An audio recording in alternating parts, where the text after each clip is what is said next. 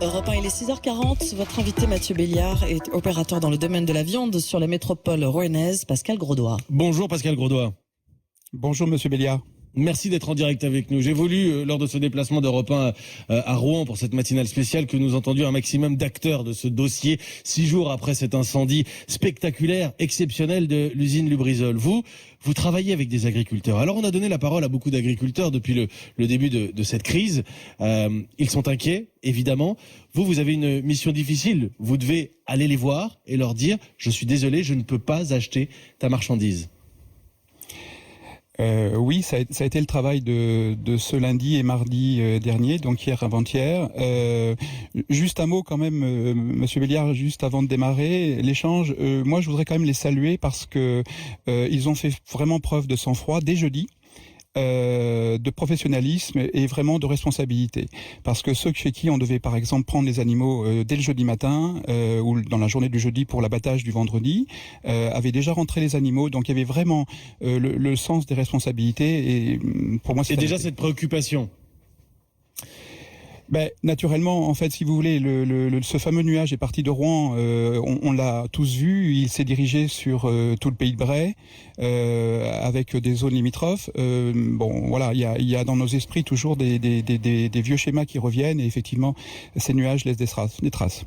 Aujourd'hui, on a beaucoup parlé des œufs, du lait, bien sûr, le lait qui doit être jeté. Il y a beaucoup de questions qui se posent, environnementales, sur où est-ce qu'on jette ce lait, qu'est-ce qu'on en fait aujourd'hui, est-ce que c'est pour en faire de l'engrais par la suite. Bon, ces questions, elles se posent évidemment, mais vous travaillez sur le bétail, vous travaillez avec 80 éleveurs, une vingtaine d'entre eux sont directement affectés. Aujourd'hui, que vous disent-ils quand vous venez leur expliquer que vous n'avez tout simplement pas le droit d'acheter leur viande ?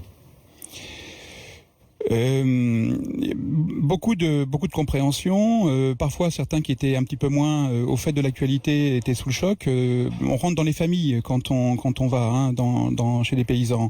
Et heureusement qu'on a ça encore. On a cette relation à l'autre. Et si vous voulez, parfois l'économie est juste, parfois beaucoup d'entre eux travaillent sur différents leviers. Donc il y a bien sûr l'élevage, il y a aussi des productions de lait, de fromage. Et si vous voulez, toutes ces choses mises bout à bout sont des sources de revenus. Donc à partir du moment où ils pressentent que, je dirais, le revenu quotidien ne va pas arriver forcément dans les mêmes conditions, ça pose des inquiétudes. Ça pose des inquiétudes majeures. Moi, j'ai une question à vous poser parce qu'on jette le lait et les œufs aujourd'hui quand on parle d'élevage et peut-être de bétail. Est-ce que vous pensez, Pascal Graudois, qu'à un moment on va devoir passer à de l'abattage par sécurité ? Écoutez, vous savez, on est sur Rouen depuis jeudi sous un grand niveau de tension et de crainte. La crainte, c'est de savoir exactement ce que nous avons respiré et ce qu'il y a sur les sols. Donc je pense qu'il ne faut pas qu'on en rajoute aujourd'hui. On ne va pas reproduire des schémas qui nous ramènent 20 ans en arrière. Ça veut dire que je comprends dans votre réponse que vous ne voulez pas semer la panique et c'est tout à votre honneur. Mais ce que ça veut dire, c'est que c'est une option. Alors, c'est une option. Ça aurait pu en être une jusqu'à hier soir. Il faut savoir que il y a eu un communiqué de la Chambre d'agriculture donc mardi en fin d'après-midi qui nous a quand même replacé un peu le centre du sujet. C'est que les animaux ne sont soumis à aucune consignation et seront quand même collectés et commercialisés. D'accord ? Comme à l'ordinaire. Même s'ils ont brouté dans un pré où il y avait de la suie. J'en déduis que oui, puisque c'est un communiqué qui me semble être officiel. Donc, peut-être encore à vérifier ce matin, à la première heure, mais c'est ce que quand j'ai quitté l'entreprise hier soir, c'est ce que j'avais comme information. Donc, si c'est le cas, effectivement, on peut mettre de côté encore la question des conséquences telles que vous l'avez présentées.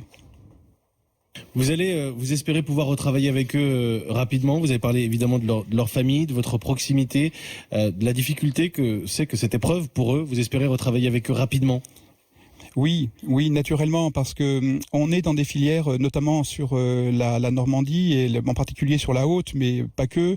On est sur si vous voulez, des organisations où on essaye de monter le curseur de nos animaux. C'est-à-dire que, voilà, il vous a pas échappé qu'on est sur un produit, le produit carné, qui est extrêmement chahuté aujourd'hui. Les éleveurs sont chahutés. Donc, si vous voulez, aujourd'hui, quand ils produisent, notamment chez les jeunes qui se sont installés ou qui ont repris les fermes, les grandes questions, c'est faire de la viande, mais pour qui ? Et pour mettre chez qui ? Et pour où, quoi ?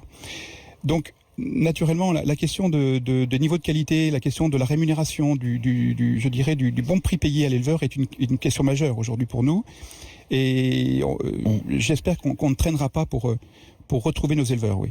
Et pour les indemniser, évidemment aussi. Au moins 1800 agriculteurs sont impactés par les suies de l'incendie de Rouen. J'ai tenu à ce qu'on soit, parce qu'il y a beaucoup de psychose et d'inquiétude, j'ai tenu à ce qu'on soit le plus précis ce matin. Et c'est pour ça que je vous remercie sincèrement, Pascal Graudois, d'avoir bien voulu répondre à nos questions. Vous êtes opérateur dans le domaine de la viande sur la métropole rouennaise. Ici, vos réponses, votre précision et vos précautions aussi. Merci beaucoup. Merci, c'était en direct sur Europe 1 dans cette matinale un peu spéciale. Ici, à Rouen, tout près de l'usine Lubrizol, qui a brûlé il y a 6 jours seulement.